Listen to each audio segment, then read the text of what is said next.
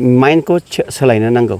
सब समय नेगेटिविटी माइन्डखौ लानानै जुदि थाबाय थायोबा बियो उनफिननायनि माखासे सम्भावना थायो गोबां जोहोलाव आरो जोहोलावजोफ्रा पार्टिसिपेट खालामदों कलेज लेभेलनि इउनिभारसिटि लेभेलनि स्कुल लेभेलनि मानसिफ्रा फैनानै दिनैहाय मदद होफैदों प्लान्टेसन होफैदों बिथांमोननि नेगेटिविटी जिनाखि सेन्सजों बुंनाय बियो एसे एफेक्ट खालामो थुलुंगा बा हेफाजाब होनो नागारै नोंथांमोननि बे मिशनखौ बानसावनाय बा सोंखारिनाय बेबायदि ससियेल मिडियानि गेजेराव माखासे जों कमेन्टफोरखौ नुनो मोनो बिथांमोननिसिम नोंथाङा माबाफोर बुंगोन बिथांमोननि माखासे जेनाखि नेगेटिविटी सेन्सजोंहाय बाथ्रा बुंनाय बिथांमोना नेगेटिविटी सेन्सखौ बुङालाबानो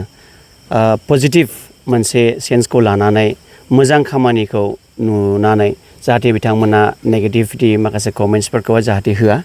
आरो बेफोरबायदि माइन्डखौ सोलायनो नांगौ सब समय नेगेटिविटी माइन्डखौ लानानै जुदि थाबाय थायोबा बियो उनफिननायनि माखासे सम्भावना थायो मानो होनना बुङोबा जोंनि नैबे प्लान्टेसन ड्राइभआव गोबां जोहोलाव आरो जोहोलावजोफ्रा पार्टिसिपेट खालामदों कलेज लेभेलनि इउनिभारसिटि लेभेलनि स्कुल लेभेलनि मानसिफ्रा फैनानै दिनैहाय मदद होफैदों प्लान्टेसन होफैदों बिथांमोननि नेगेटिविटी जिनाखि सेन्सजों बुंनाय बियो एसे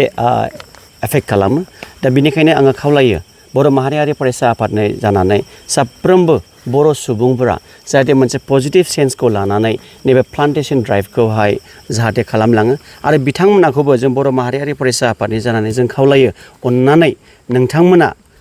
समखौ बखिलायबाय थायालाबानो बखिलायबाय बेकार नेगेटिभ पइन्ट्स होबाय थायालाबानो नोंथांमोना 1 मिनिट बा 2 मिनिट टाइम होनानै जाहाथे बिफांखौ गायो नोंथांमोननि सेरावनो न'नि बाउन्डारिफ्रावनो जुदि जायगाफोर दंबा बा फोथारफ्राव जायगा दंबा नोंथांमोना अननानै